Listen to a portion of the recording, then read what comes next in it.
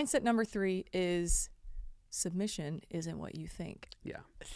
Yeah. So we're going to use the S word here, the submission word, which we know might be a trigger word, and we totally understand if it is. And we know that this can actually, legitimately trigger some fear in women, because I think the associations with this word are kind of all over the board, right?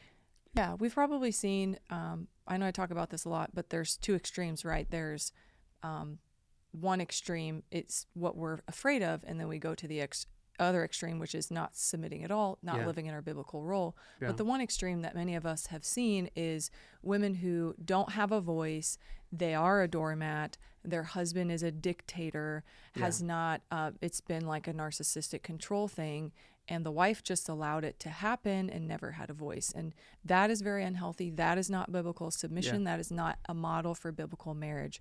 So what submission looks like practically, it's about creating space for him to lead. Like we've already mentioned, it's allowing the mess, and it's allowing being out of control, that mess might happen. So, submission really means to come under the mission. That's what submission means. So submission is not this idea. And we know a lot of women have been shamed into this. And that I'm thankful that I think we're moving out of that culture, I think as a church, I think as a culture. But what you have to understand is submission really means I'm coming under the mission of my husband.